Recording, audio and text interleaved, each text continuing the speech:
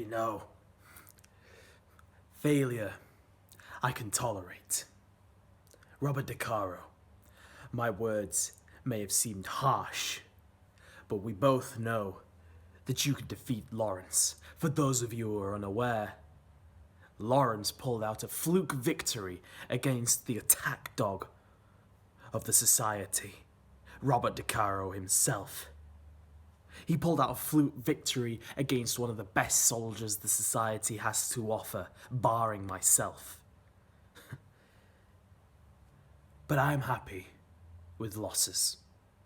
Losses mean that we can improve. Losses means that we can adapt.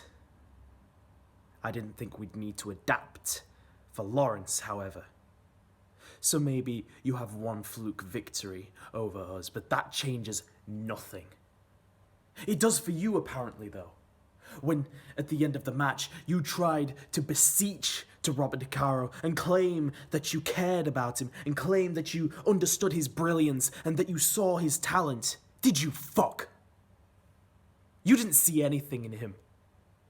Well, not at that point, at least. Or maybe you're just finally realizing that my methods and techniques for raising a superstar works. Because what you did with De Caro, and I've said it before, is disgusting.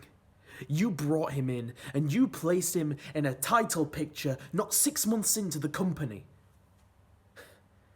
How are you supposed to get a superstar ready in that sort of time? It only takes a certain level of skill, a certain level of knowledge to be able to get that far.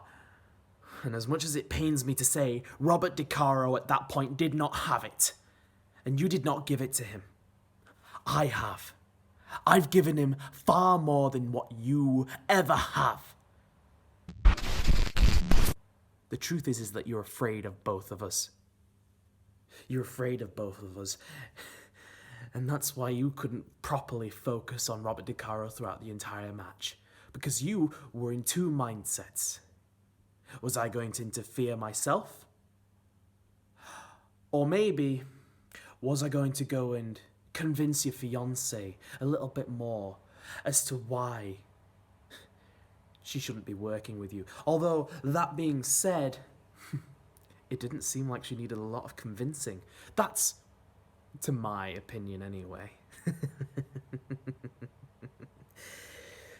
What pisses me off though, Lawrence,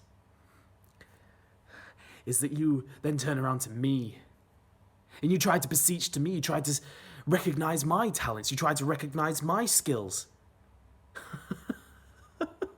Who the fuck do you think you are? You don't care about my skills and talents.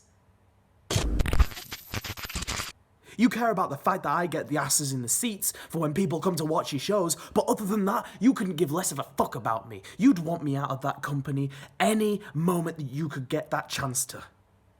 Because you're afraid of me. Because you're scared of what I can do. You're scared of what I bring to the table, which is far more than what can be said for you and your diminutive ego.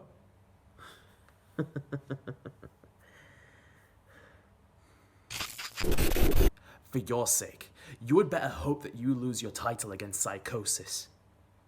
Because it's going to be me that you worry about. After I've dealt with Kieran Hayes, it's going to be me who's going to come after your title. It's going to be me who's going to pry it from your cold, dead hands. And it's going to be me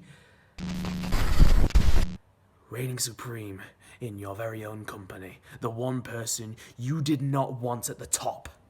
And I don't care who you throw my way. I don't care if you throw the fake demon Crimson at me. I don't care if you send his little brother after me, Crisis. Hell, if I have to face Daniel Banner for the 7,000th time, I will face him for the 7,000th time. Maybe you'll think you can get a bit lucky and send Drac Nightwing after me.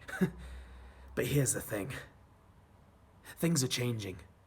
And whether you like it or not, Lawrence, I'm a part of that change. And you're just going to have to accept that.